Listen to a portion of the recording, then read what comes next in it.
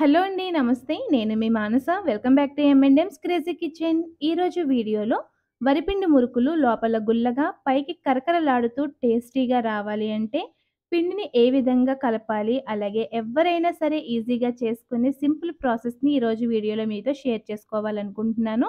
వీడియోని ఎక్కడ స్కిప్ చేయకుండా ఎండ్ వరకు చూసేయండి. అలాగే మన ఛానల్‌ని ఫస్ట్ టైమ్ చూస్తున్నట్లయితే ప్లీజ్ ఛానల్‌ని సబ్స్క్రైబ్ చేసుకొని మమ్మల్ని మరింత సపోర్ట్ చేయండి.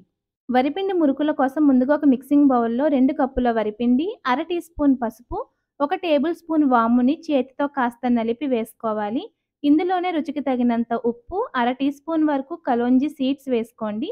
కలోంజీ లేకపోతే మీరు నువ్వులు కూడా వేసుకోవచ్చు. ఇందులోనే 1 టేబుల్ స్పూన్ వరకు చిల్లీ ఫ్లేక్స్, ఒక రెబ్బ కరివేపాకుని చాలా చిన్న పీసెస్‌లా కట్ చేసి వేసుకున్న తర్వాత వీటన్నింటిని కూడా స్పూన్‌తో ఒకసారి కలిపి ఇప్పుడు ఇందులో వేడి వేడి నీళ్ళని కొద్ది కొద్దిగా వేసుకుంటూ పిండంతటిని కలుపుకోవాలి. పిండిని ఈ విధంగా వేడి నీళ్ళతో కలపటం వల్ల పిండిలో జిగుమానం ఏర్పడి, మనం మురుకులు చేసేటప్పుడు విరిగిపోకుండా చక్కగా వచ్చేస్తాయన్నమాట. పిండిని చేతితో తాకగలిగినంత వేడిగా ఉన్నప్పుడు మనం చేతితో బాగా ప్రెస్ చేసుకుంటూ కలుపుకోవాలి. మీరు కలిపేటప్పుడు పిండి ఇంకా మీకు పొడి పొడిలాడుతూ అనిపిస్తే ఇందులో మరొక టేబుల్ స్పూన్ వాటర్ యాడ్ చేసుకొని కలుపుకోండి. ఒకేసారి అయితే ఎక్కువ యాడ్ చేయొద్దు.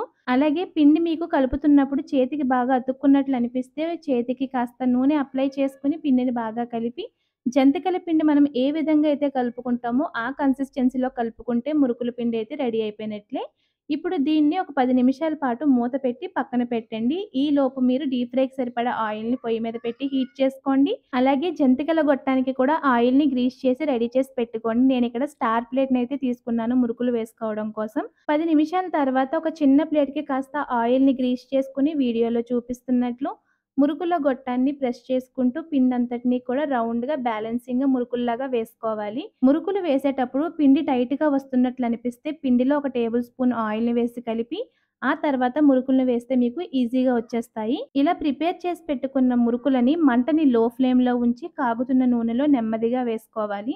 మొత్తం మురుకులన్నీ వేసిన తర్వాత మంటని హై ఫ్లేమ్‌లోకి టర్న్ చేసుకొని 2 వైపులకి కూడా టర్న్ చేసుకుంటూ ఎర్రగా అయ్యేంత వరకు వేగనిచ్చి ప్లేట్‌లోకి తీసుకొని మురుకులు కాస్త చల్లారిన తర్వాత ఏదైనా ఎయిర్ టైట్ కంటైనర్‌లో స్టోర్ చేసుకుంటే మురుకులు మెత్తబడకుండా కరకరలాడుతూ 1 మంత్ వరకు కూడా నిల్వ ఉంటాయి.